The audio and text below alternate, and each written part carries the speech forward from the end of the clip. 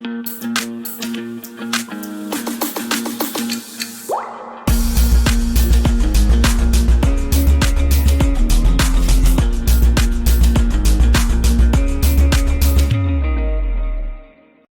Students. तो electromagnetic induction के fourth lecture में हम आज यहाँ पे करेंगे कि अगर कोई मान लीजिए कि for example rectangular loop magnetic field में एंटर करे यूनिफॉर्म स्पीड से, ठीक है, तो फ्लक्स के साथ टाइम का क्या रिलेशन होगा और जो ईएमएफ इंड्यूस होगा उसकी हम यहाँ पे बात करेंगे। तो देखिए यहाँ पे सबसे पहली चीज यहां पे हम बात करने जा रहे हैं कि जैसे मान लीजिए कि हमारे पास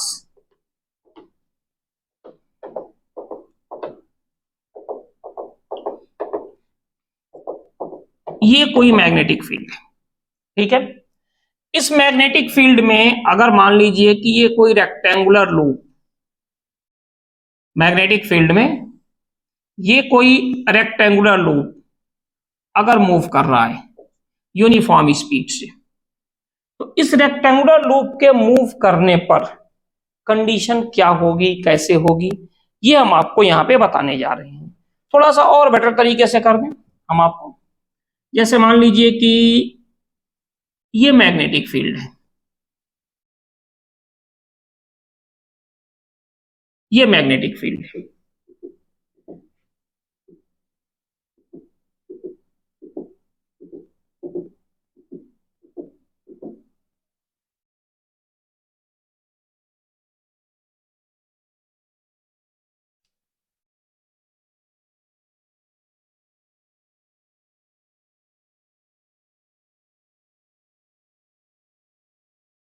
यहां पे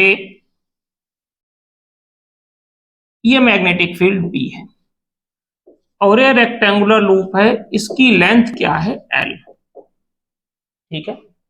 और ये मैग्नेटिक फील्ड में एंटर कर रहा है। चलो मैग्नेटिक फील्ड को थोड़ा सा और ऊपर तक ले लेते हैं यहां पे, और फिर यहां से एंटर कर रहा है और फिर यही लूप यहां से बाहर निकल गया,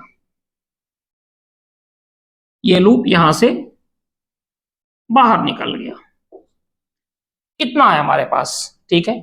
तो आपसे पूछा जाए कि फ्लक्स जो प्रोड्यूस होगा और टाइम उसका ग्राफ क्या होगा, तो इसको थोड़ा सा मैं आपको बता दूं। इसमें दो तीन कंडीशंस होती हैं।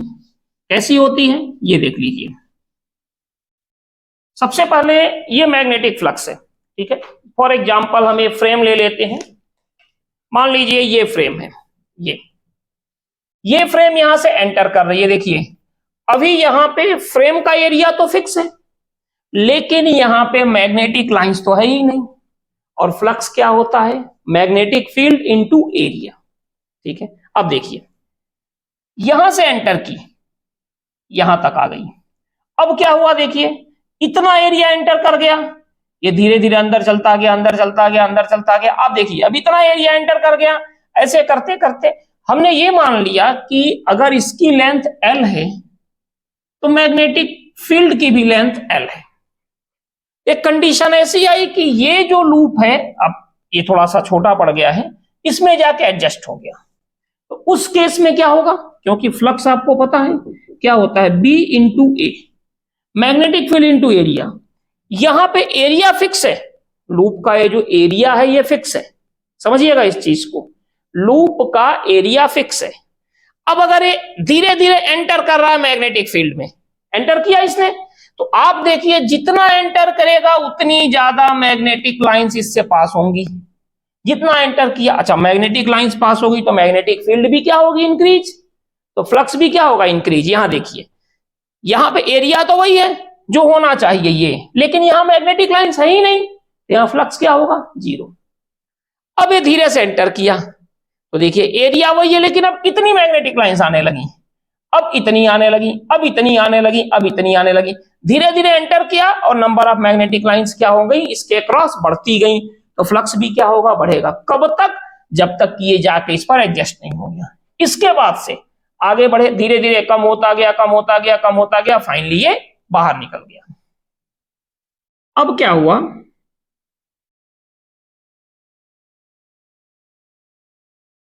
इसका जो ग्राफ अगर हम देखें फाई और टाइम का, तो आप समझिएगा स्टार्टिंग में जब यहां पे है तो फ्लक्स क्या है, जीरो, टाइम भी जीरो, हम यहीं से कंसीडर करने शुरू कर रहे हैं। फिर धीरे धीरे एंटर किया तो मैग्नेटिक फ्लक्स भी क्या हो गई, इंक्रीज होती गई, इंक्रीज होती गई, और जब ये यहां पे पहुंच गया तो कहां पर पहुंच गया, अपने मैक्सिमम वैल्यू पे। इसके बाद से फिर डिक्रीज होता गया और फाइनली क्या हो गया, जीरो। अब आपको भी पता है इंड्यूस्ड ईएमएफ क्या होता है। इंड्यूस्ड ईएमएफ की बात करें तो ये जो होता है वो होता है rate of change of magnetic flux. तो मैग्नेटिक फ्लक्स पहले क्या है, पॉजिटिव, फाई अपॉन टी, और बाद में क्या है, नेगेटिव। यानी यहां पे जो फाई है वो पॉजिटिव है, यहां पे क्या है, नेगेटिव है। यहां पे, यहां जो फाई है वो क्या है, नेगेटिव। यहां पे जो फाई है, फाई अपॉन टी, ये पॉजिटिव है, और यहां पे जो फाई अपॉन टी है वो क्या है, नेगेटिव।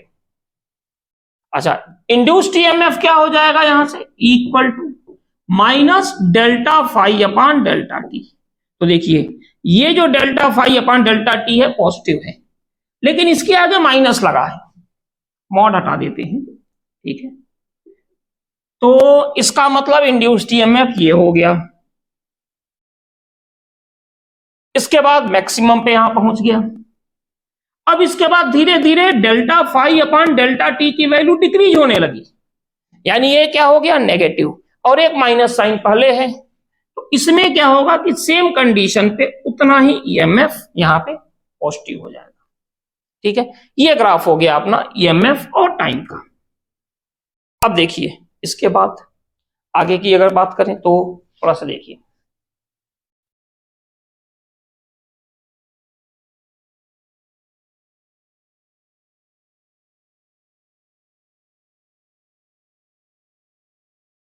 थोड़ा सा इसमें और चेंज करते हैं, दो तीन केस अलग अलग आते हैं जिसमें ग्राफ में आपको प्रॉब्लम ज्यादा आती है, हालांकि है आसान।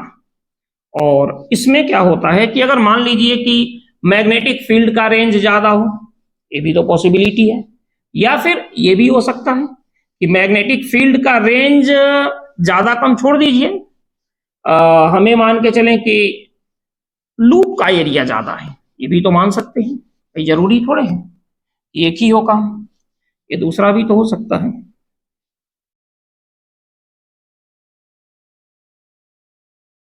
तो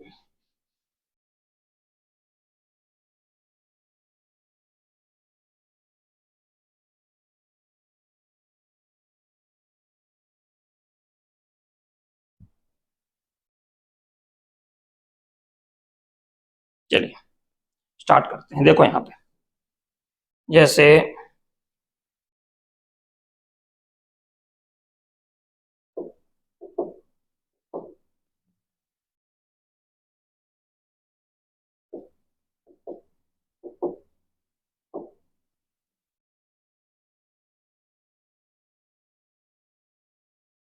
इस बार क्या है,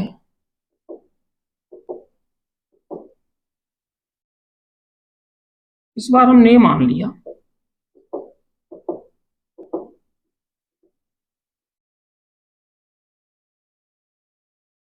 ये कंडीशन हो गई। अब इसकी लेंथ जो है वो है 2L, ठीक है। और दूसरा केस जो हम ले रहे हैं उसमें ऐसा मान ले रहे हैं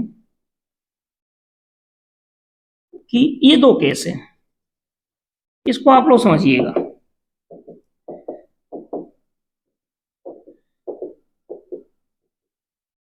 ये ठीक है, इसको समझिएगा।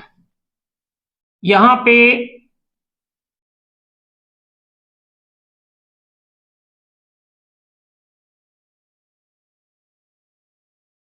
ये लेंथ L है, ठीक है,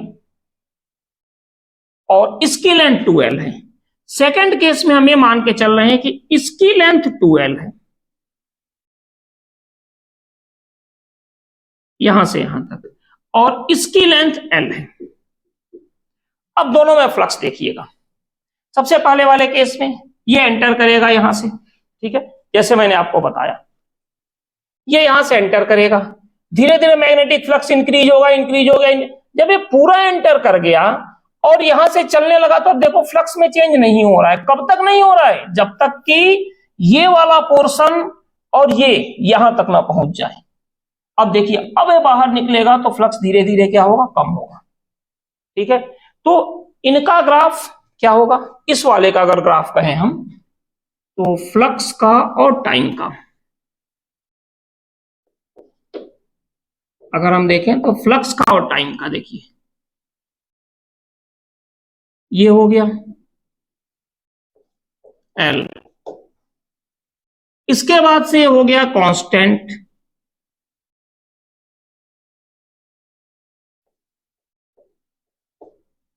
और फिर ये हो गया ये। बात समझ में आई? ये पिछले वाले में क्या था कि जो ही ये जाके सेट हो रहा था, मैग्नेटिक फील्ड और फ्रेम यहाँ पे सेट हो गए थे, फिर ये बाहर निकला तो मैग्नेटिक फील्ड कम हो गई। लेकिन यहां ऐसा नहीं है।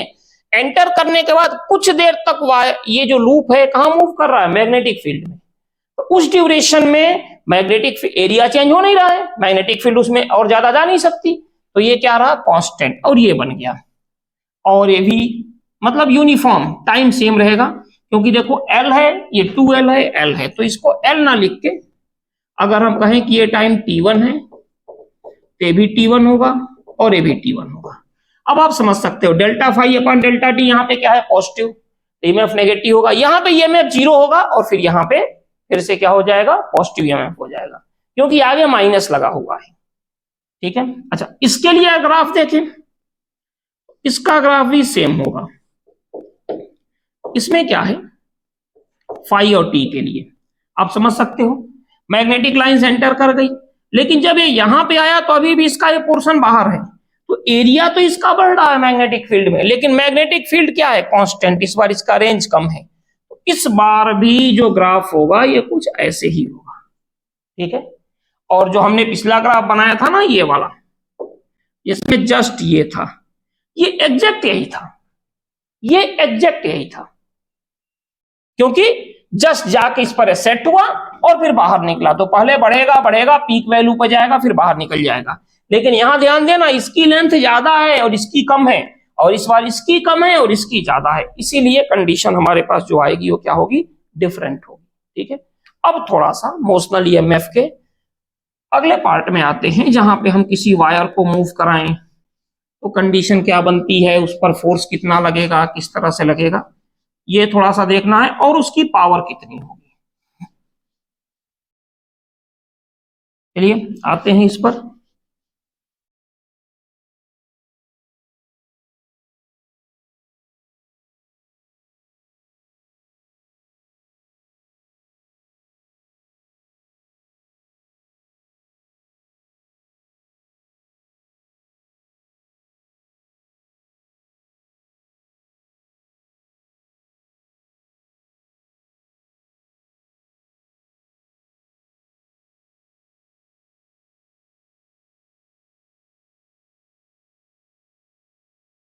चलिए अब देखते हैं, यहां पे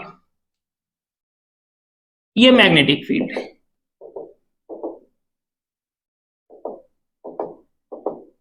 ये मैग्नेटिक फील्ड है,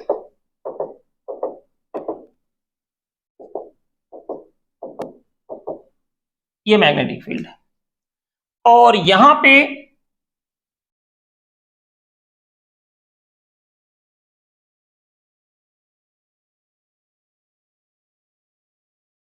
ये हमने लगा दिया रजिस्टर, और ये रेजिस्टेंस इसका आर है, और मैग्नेटिक फील्ड क्या है? बी। ठीक है, अब क्या है, हमने क्या किया, यहां पे एक रॉड रख दिया,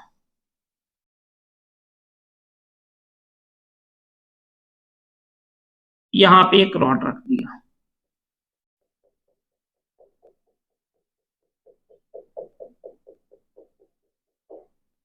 इस रॉड की जो लेंथ है वो क्या है? एल। ठीक है, और ये जो रॉड है v वेलोसिटी से हम लेकर जा रहे हैं। ठीक है, हमें मान के चल रहे हैं कि ये जो चीजें हैं ये इनमें कोई भी करंट का फ्लो नहीं हो रहा है, मतलब सॉरी रेजिस्टेंस नहीं है इसमें, हम ये मान के चलेंगे कि स्टार्टिंग में कोई भी करंट का फ्लो नहीं हो रहा है जब ये रॉड चलना शुरू किया, और ये जो वायर है ये कंडक्टर है, नेग्लिजिबल इनका रेजिस्टेंस है, और स्टार्टिंग में हम ये मान के चलेंगे कि करंट का फ्लो कहीं भी कुछ भी नहीं हो रहा है, होगा भी कैसे? करंट के फ्लो के लिए सोर्स तो चाहिए, ईएमएफ तो चाहिए, वो तो आपको यहाँ पे कहीं कुछ दिख नहीं रहा है, तो होने से रहा। अब चलिए यहां पे आते हैं। अगर ये v वेलोसिटी से चलना शुरू करें तो हम लगाएंगे फ्लेमिंग राइट हैंड रूल। ठीक है, राइट हैंड रूल हमने लगाया। Magnetic field, relative motion of conductor and induced current. तो क्या हो गया? Magnetic field, relative motion of the conductor, और ये ऊपर की तरफ हो गया इंड्यूस्ड करंट, यानी ये हो गई इंड्यूस्ड करंट की डायरेक्शन। ठीक है, अब ये जो है v है, v वेलोसिटी से जा रहा है, तो हमने मान लिया कि टोटल जो पोटेंशियल डिफरेंस क्रिएट हुआ यहां पे ऐसे होगा। फिर देख लीजिए, magnetic field, direction motion of conductor, induced current, ये क्या हो गया? प्लस, और ये हो गया माइनस।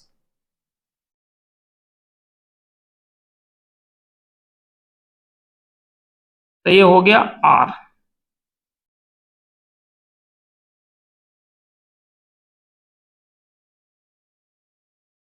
ये हो गया प्लस, ये माइनस, और हमें मान लेंगे कि यहां पे पोटेंशियल V है, तो V इक्वल टू क्या हो जाएगा? आपको पता है BLV, ये पोटेंशियल डिफरेंस हो गया।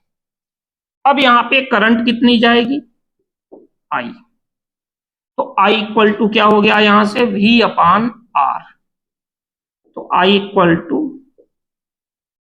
BLV अपान R, ये हो गई करंट। ठीक है, यहां से आ गई करंट।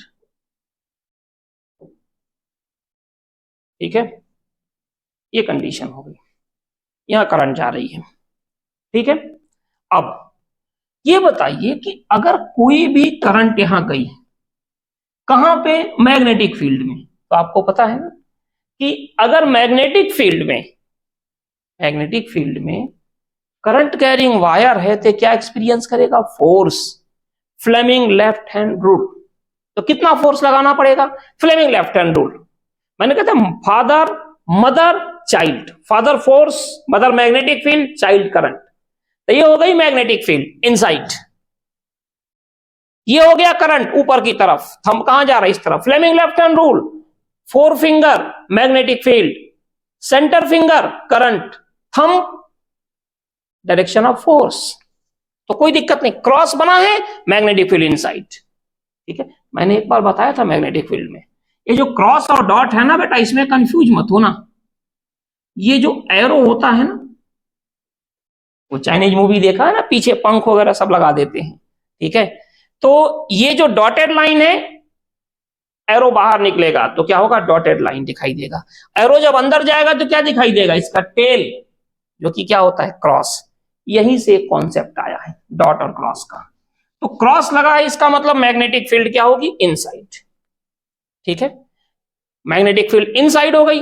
और देखो करंट कहां जा रही है? ऊपर की तरफ, तो फोर फिंगर को ऊपर कर दो, थंब कहां जा रहा है? इस तरफ, यानी कि इस पर जो फोर्स लगेगा वो इस साइड होगा। ठीक है, अच्छा इसको लिए हमें क्या करना पड़ेगा? एक्सटर्नल फोर्स लगाना पड़ेगा। एक्सटर्नल फोर्स हमने लगा दिया F, तो F इक्वल टू क्या होता है फॉर्मूला अपने पास? IBL sine theta. तो जो फोर्स लगाएंगे वो क्या होगा? IBL sine 90। तो F इक्वल टू I क्या हो जाएगा? V upon R into BL। तो F इक्वल टू V क्या हो जाएगा? V हो जाएगा अपने पास। अच्छा करंट तो हम निकाल ही चुके हैं, तो जरूरत क्या है इतना कुछ करने की?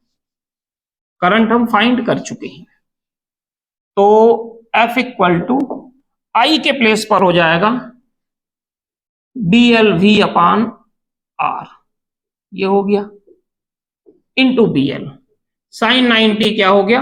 1। तो F इक्वल टू क्या हो जाएगा यहां से? B square L square V upon R, ये हो गया। तो इतना फोर्स लगाना पड़ेगा।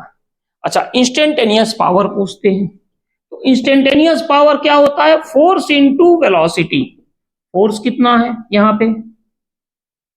B square L square V upon R into V. तो क्या होगा? B square L square V square upon are.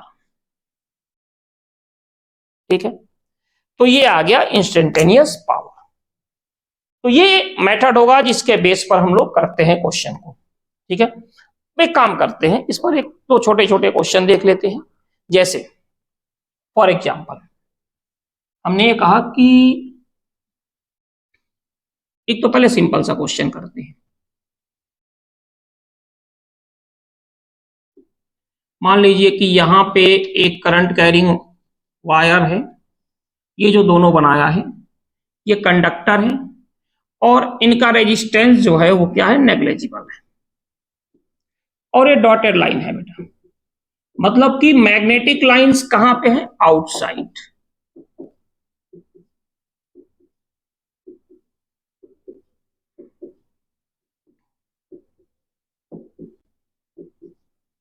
Magnetic line side outside है, और ये कितना है? 10 ओम का रजिस्टर है। ठीक है, अब हमने क्या किया यहां पे,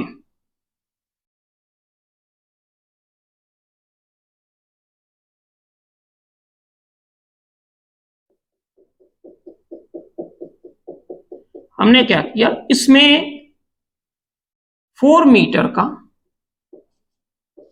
4 मीटर के लेंथ का वायर ले लिया, और जो मैग्नेटिक फील्ड है ये है 400 गॉस, और ये वायर है ये 10 मीटर पर सेकेंड की स्पीड से जा रहा है। ठीक है, और इस वायर का जो रेजिस्टेंस है ये क्या है? 2 ओम, इतना है। तो आपको बताना है कि कितनी करंट पास होगी 10 ओम रजिस्टर से। ठीक है, तो इसको कीजिए आप सॉल्व, नहीं तो मैं कर रहा हूं तो चेक कीजिएगा आंसर। काफी आसान है, बहुत ज्यादा कुछ इसमें नहीं है कि मतलब आपको करना पड़े चाहे तमाम तरह की चीज। ठीक है, कल की बारिश के बाद बोर्ड भी आज थोड़ा बहुत दिक्कत कर रहा है साफ होने में।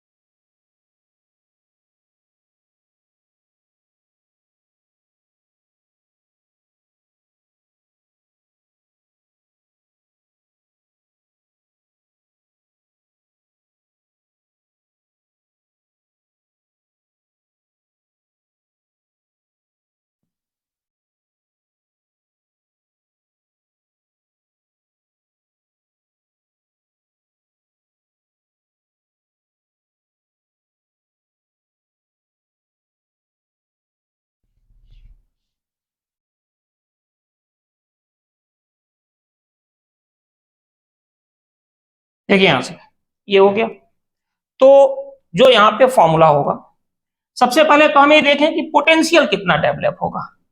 तो V इक्वल टू क्या फॉर्मूला होता है अपने पास? BLV। बी कितना है देखो, 400 गॉस है, तो 400 into 10 to the power -4 tesla, यानी 4 into 10 to the power -2 tesla. तो B कितना हो जाएगा? 4 into 10 to the power -2। Length कितनी होगी? 4। B कितना होगा? 10। ठीक है, तो 4 4 जा 16, 160, यानी ये हो गया 1.6 वोल्ट। कितना प्रोड्यूस हुआ पोटेंशियल डिफरेंस। अब देखिए थोड़ा सा इसकी डायरेक्शन देखना जरूरी है, बैटरी कैसे लगेगी। तो देखो यहां पे तो हमने लगा दिया 10 ओम का रजिस्टर, ये लग गया 10 ओम का रजिस्टर, और यहां लग गया 2 ओम का रजिस्टर, 2 ओम का रजिस्टर। अब देखिए यहां से हम लगाते हैं BLV। BLV उसके लिए फोर्स फाइंड कर लिया, करंट की डायरेक्शन जरूरी है, Fleming right hand rule. Magnetic field, motion of the conductor, direction of induced current. ये हो गई मैग्नेटिक फील्ड। अब देखिए इस बार डॉटेड लाइन है, मैग्नेटिक फील्ड कहां हो गई, आउटसाइड, इस तरफ, बोर्ड से बाहर की तरफ मैग्नेटिक फील्ड। और मोशन ऑफ द कंडक्टर कहां है, देखो इस तरफ है, मोशन ऑफ द कंडक्टर इस तरफ है, ठीक है। तो मोशन ऑफ कंडक्टर इस तरफ है, तो इंड्यूस करंट कहां आ रही है, नीचे की तरफ। यानी इसमें जो करंट का फ्लो होगा ये कुछ ऐसे होगा, नीचे की तरफ ऐसे। तो उस कंडीशन में यहां माइनस और यहां प्लस, ये हो जाएगा। और कितना पोटेंशियल हो गया, 1.6 वोल्ट। तो अब जो इसमें करंट फ्लो होगी, current I equal to V कितना है, 1.6 अपॉन R क्या है, 10 प्लस 12, 10 प्लस 2, तो 1.6 अपॉन 12 एम्पियर, इतनी करंट का फ्लो होगा। ये अपने पास कंडीशन बन गई, ठीक है। अब चलिए आगे बढ़ते हैं।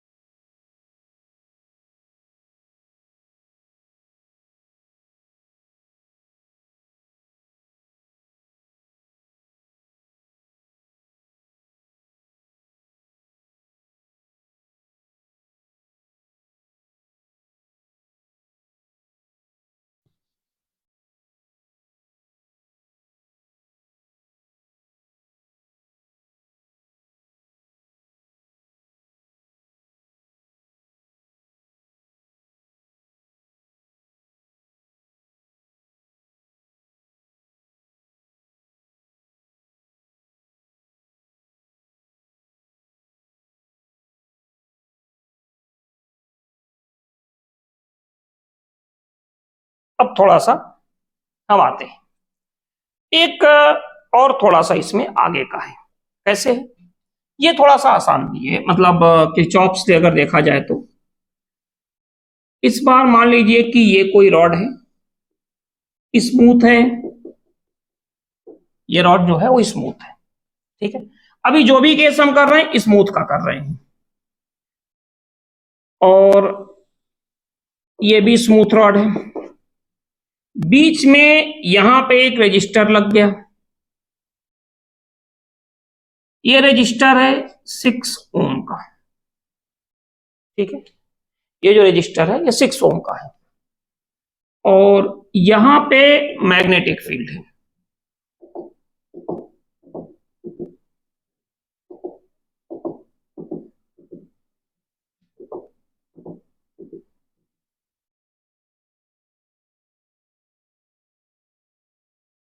यहां पे एक रॉड है, ये इस रॉड का रेजिस्टेंस मान लेते हैं क्या है, 1 ओम, ये जो रॉड है। और ये जा रहा है 10 मीटर पर सेकेंड की स्पीड से। दूसरी रॉड यहां पे है, ये जो रॉड है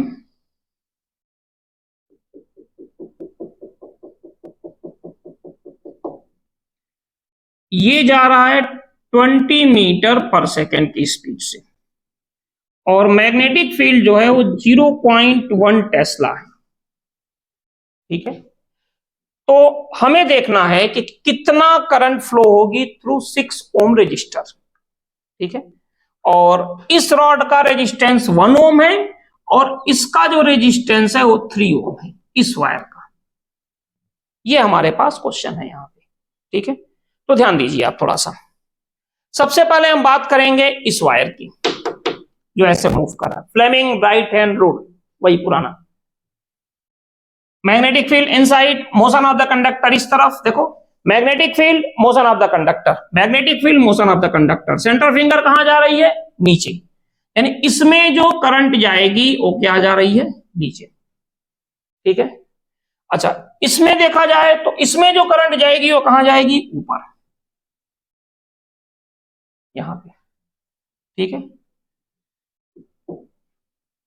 इसमें जो करंट जाएगी वो ऊपर जाएगी। तो हमने मान लिया कि यहां जो पोटेंशियल होगा वो V1 होगा, और यहां जो पोटेंशियल होगा वो क्या होगा, V2।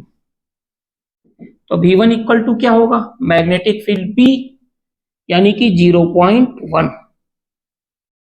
लेंथ, लेंथ नहीं दिया मैंने, चलो लेंथ ले लेते हैं 2 metre. Length 2 metre, 2 into V कितना हो गया 10, तो ये होगा 2 वोल्ट। अच्छा ये जो है उसको हमने मान लिया क्या, V2।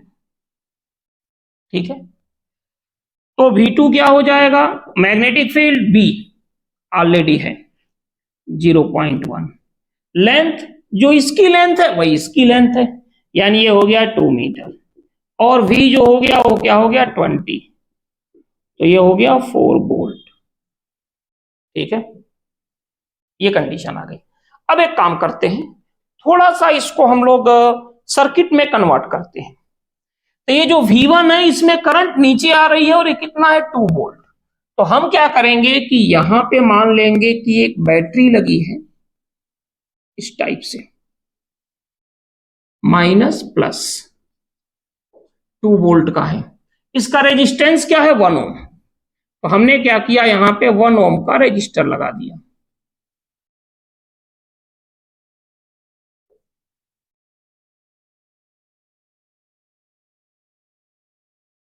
और यहां पे क्या हो जाएगा,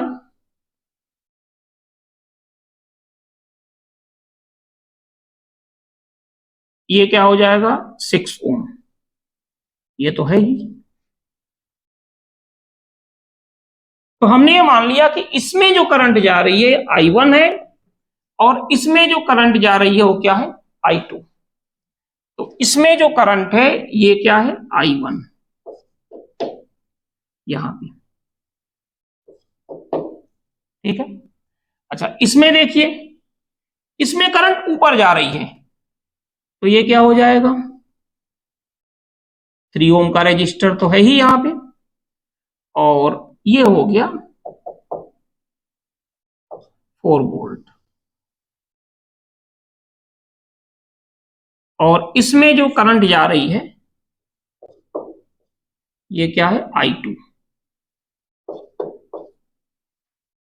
तो देखिए ये करंट अगर प्लस से I2 जाएगी तो माइनस से I2 एंटर करेगी, तो ये I2 हो गई। अच्छा इसमें देखिए प्लस से I1 निकली तो माइनस से क्या होगा I1 एंटर करेगी, तो देखिए I2 करंट आई, I1 चली गई। अब यहां कितनी करंट बची, I2 माइनस I1, ये हो गई I2 माइनस I1, और देखो I1 ऐड हुआ, इधर I2 चली गई। ठीक है, अब ये देखकर आपको किरचॉफ भाई की याद आ गई होगी, क्योंकि ऐसे सर्किट को किरचॉफ ही सॉल्व कर सकते हैं अगर ऐसे सर्किट है तो। चलिए काम करते हैं, 2 लूप ले लेते हैं, एक लूप 1 और दूसरा लूप 2। ठीक है, तो सबसे पहले हम बात करने जा रहे हैं लूप 1 की। यहां से शुरू कीजिए, इस कॉर्नर से चलते गए, देखो लूप और करंट की डायरेक्शन सेम है, यानी कि करंट कैसे जाती है, high potential to low potential, तो क्या आ गया minus this into this, 6 into I2 minus I1, ये हो गया। फिर देखिए यहां पे आते आते देखो, अब देखिए लूप और करंट की डायरेक्शन अपोजिट है, यानी plus this into this 1I1। फिर बैटरी को किस प्लेट को टच किया, प्लस को, मतलब हम कैसे जा रहे हैं प्लस से माइनस की तरफ, यानी कि उल्टा। तो यहां क्या हो जाएगा माइनस कितना 2 इक्वल टू 0। ठीक है, तो क्या हो जाएगा यहां पे -6I2 plus 6I1 plus I1 equal to 2, यानी ये हो जाएगा 7I1 minus 6I2 equal to 2, ये हो गया। ठीक है, अब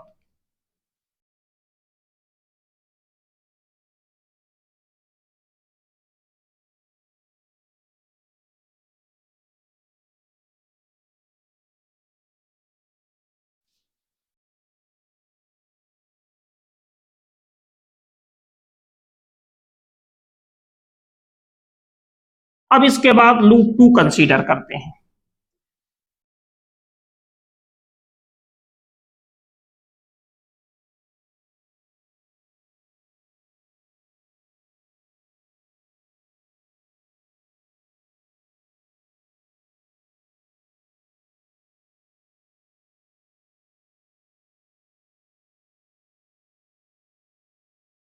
अब देखिए हम यहां पे करने जा रहे हैं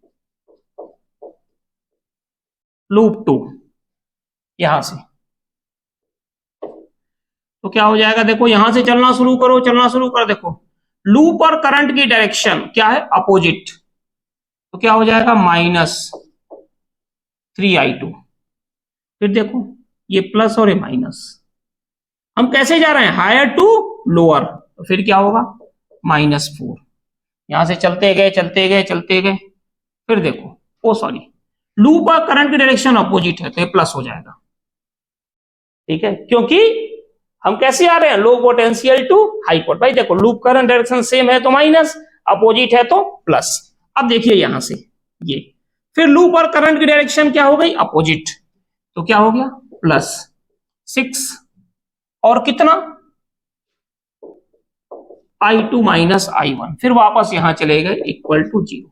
एक बार फिर देख लीजिए दोनों लूप को, ठीक है, दोनों लूप्स जो है देख लीजिए यहां से, हम यहां से स्टार्ट करते गए, यहां देखिए लूप और करंट की डायरेक्शन सेम है, यानी -6 i2 माइनस i1।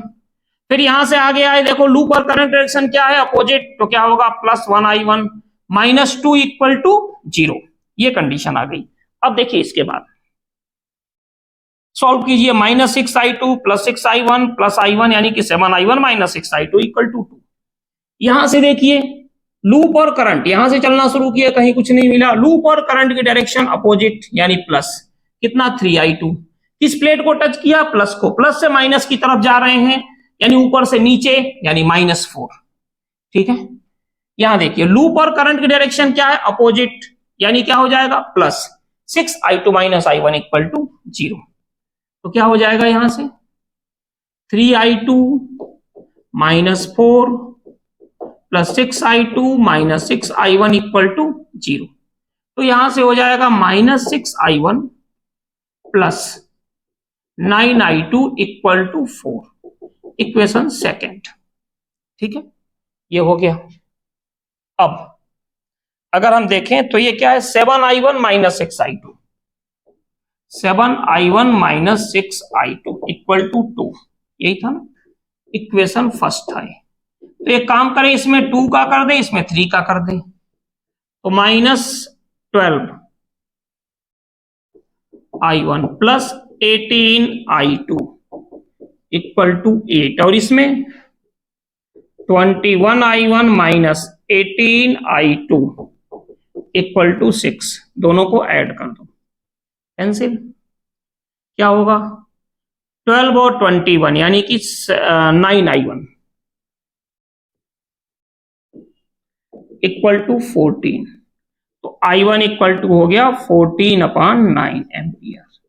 कैलकुलेशन आप देख लेना वैसे, ठीक है, i1 आ गया, i2 देखिए क्या होगा, अगर हम इसको लें तो -6i1 -7i1 से लेते हैं, 9 से, हाँ ठीक है, -6i1 plus 9i2 equal to 4, तो 9i2 इक्वल टू क्या होगा 4 प्लस 6i1, तो 9i2 equal to 4 plus 6i1 की वैल्यू यहां से पुट कीजिए 14/9, 3 से 3 2 जा 6, 3 3 जा 9, तो ये हो जाएगा 12 प्लस 28/3 यानी 40/3 एम्पियर, ठीक है, और ये कितना है 14/9 एम्पियर।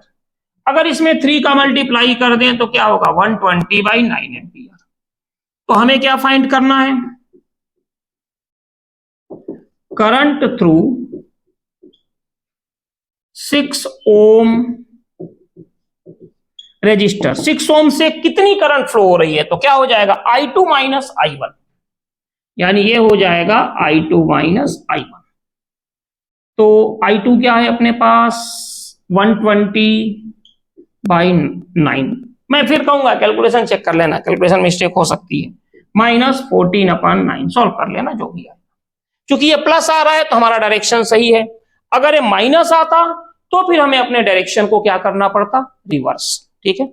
एक छोटी सी इसमें और चीज आ जाती है, और वो ये आती है कि मान लीजिए कि ये जो रॉड जिसके ऊपर लेकर हम जा रहे हैं ये हॉरिजॉन्टल रॉड है और ये स्मूथ ना होकर फ्रिक्शन वाला हो तो फिर क्या होगा, तो उस केस में थोड़ा देखिए आप।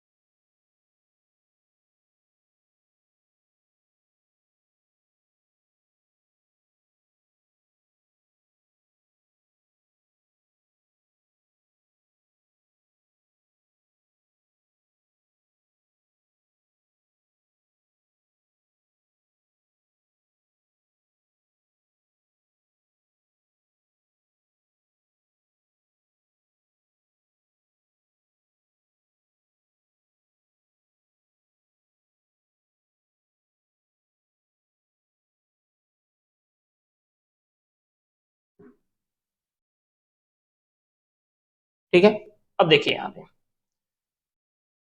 हमारे पास था कि ये रजिस्टर है, रेजिस्टेंस क्या है आर, और ये स्मूथ रॉड है। अब स्मूथ नहीं है, था इसमें कि ये स्मूथ रॉड था ऐसे,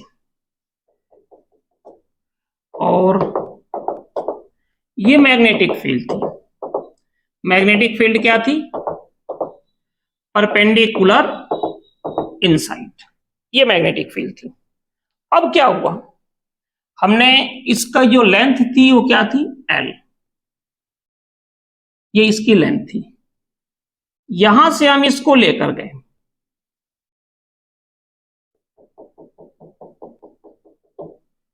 v वेलोसिटी से, और अब कोफिशिएंट ऑफ फ्रिक्शन क्या है म्यू।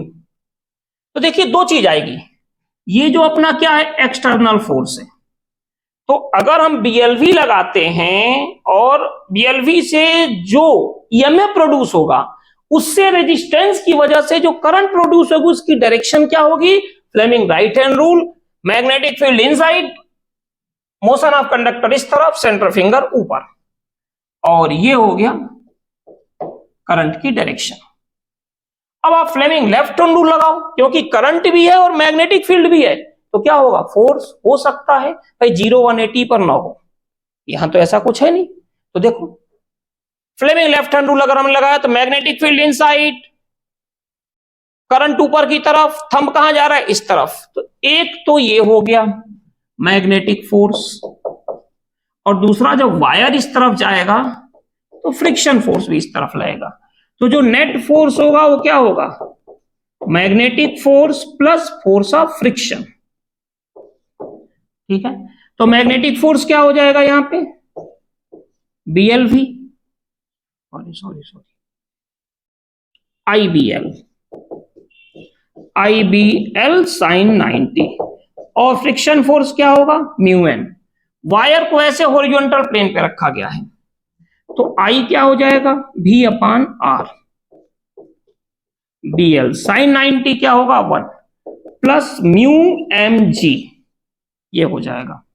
ठीक है, और V आपको पता है क्या होता है BLV/R, स्मॉल v है वेलोसिटी वाला, into BL plus mu mg। तो फाइनली जो फोर्स आया ये कितना आ गया यहां से, B²L² V/R plus mu mg, ये आ गया। अच्छा, इसमें भी अगर आपको इंस्टेंटेनियस पावर देखना है तो पावर इक्वल टू क्या होगा, फोर्स इंटू वेलोसिटी।